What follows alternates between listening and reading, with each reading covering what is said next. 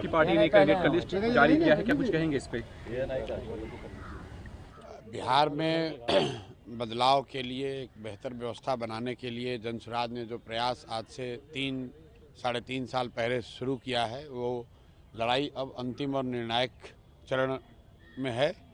और जो वादा बिहार में हम लोगों ने लोगों से किया था गांव-गांव जाकर कि समाज से अपनी सारी शक्ति बुद्धि लगाकर समाज से अच्छे लोगों को, बेहतर लोगों को चुनकर निकाला जाएगा और बिना किसी जाति, धर्म, पैसे, परिवार के प्रेशर के ऐसे लोगों को चुनाव लड़ने का अवसर दिया जाएगा जो बिहार को सुधारने का हम लोग की समझ से मद्दा रखते हैं। आज आपने सूची अगर देखी होगी तो थोड़ा आपको समय लगेगा उसको देखने समझने में। सबसे पहले तो बात ये कि समाज के सभी वर्गों को उनकी जाति, उनकी संख्या के हिसाब से जो भागीदारी की बात कही गई थी, उसके अनुरूप आपको वो सूची दिखी होगी। उसमें अति पिछड़ा समाज हो, दलित समाज के लोग हों, मुस्लिम समुदाय के लोग हों, सामान्य वर्ग के लोग हों, ओबीसी समाज के लोग हों, और उसके नीचे भी जिस समाज की जो जनसंख्या है वो उस हिसाब से उनको भागीदारी दी गई है।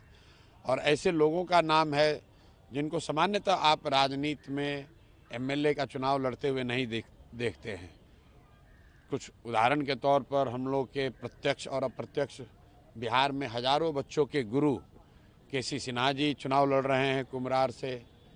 आप दरभंगा से आरके मिश्रा जी, जो वहाँ के सबसे एक तरीके से मानिए तो नामचीन आईपीएस पदाधिकारी बिहार के रहे हैं और दरभंगा में बहुत लंबे समय तक उन्होंने काम किया है, उनको आपने देखा होगा।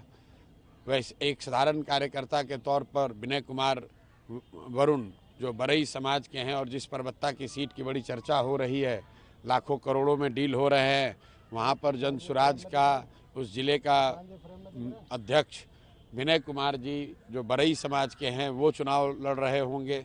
आपको सीपी ठाकुर जी की जो पौत्री हैं वो आपको मोरबा में चुनाव लड़ती हुई दिख रही है। इसमें कुछ सवाल लोग ये भी उठा सकते हैं कि आप उनके बड़े घर की, वो उनके दादाजी का नाम है, इसकी वजह से उनको टिकट मिला है, ये बात कुछ लोग कह सकते हैं। मटिहानी में आईजीएमएस के पूर्व डायरेक्टर डॉक्टर अरुण कुमार, जो अपने ईमानदारी के लिए, अपने कार्यशैली के लिए जाने जाते हैं, उन मटिहानी वो सीट है जहां जितने बदमाश लोग हैं वही लोग समझते हैं कि वही चुनाव लड़ सकते हैं। तो अगर आप उस लिस्ट को ध्यान से देखेंगे तो आपको उसमें कलर और कैरेक्टर दोनों दिखेगा। उसमें उन लोगों का नाम दिखेगा जो जनसुराज के इस विचार को देखकर समझकर इस प्रयास में जुड़े हैं और उन्होंने पिछले 2-2.5 वर्षों में इस प्रयास को आगे बढ़ाने में कंधा लगाया है। सबसे बढ़ के टिकट उनको मिला है जिन्होंने पिछले 2-2.5 वर्षों में सबसे ज़्यादा जनसुराज को आगे बढ़ाने में मेहनत करी है। कुछ लोग को ये लग सकता है कि जागृति ठाकुर या डॉक्टर अरुण कुमार या छपरा से एक्स आईपीएस पदाधिकारी जेपी सिंह, ये लोग कहाँ से आ गए? ये तो यहाँ काम उस मोरबा में नहीं कर रहे थे। मोरबा में मैं जानता हूँ, हम लोग के साथी जय कुसुम जी बहुत दिनों से मेहनत कर रहे हैं, लेकिन मेहनत के अलग अलग लेवल भी हैं। क्षेत्र में संभव है कि जागृति ठाकुर न दिखी हो, लेकिन राज्य के स्तर पर आरके मिश्रा जी ने जो काम किया है, जितना सहयोग, जितना मेहनत, जितना उनका कंट्रीब्यूशन जनसुराज के लिए है, वो शायद किसी दूसरे का नहीं होगा। प्रत्याशी नाराज हैं, जिनको जो संभावित प्रत्याशी थे टिकट नहीं मिला है, उनसे क्या अपील करेंगे? नहीं, कोई अपील क्या, वो घर के परिवार की बात है। अगर आज टिकट बटा है, कुछ लोगों को जिनको टिकट नहीं मिल पाया है, वो थोड़ी उनकी नाराजगी या थोड़ा उनका नाउम्मीद उनको होना वो स्वाभाविक है, लेकिन उनको पता है कि जनसुराज में कोई किसी का बोलबाला, पैसे का, बाहुबल का नहीं है। जो प्रॉमिस हम लोगों ने समाज के साथ किया है, वो हमने प्रॉमिस को पूरा किया है। और बिहार में जनसुराज की व्यवस्था बनाने के लिए कोई 243 लोगों ने तो सिर्फ काम किया नहीं है, काम तो हजारों लोगों ने किया है। उसमें से 243 लोग चुनाव लड़ रहे हैं।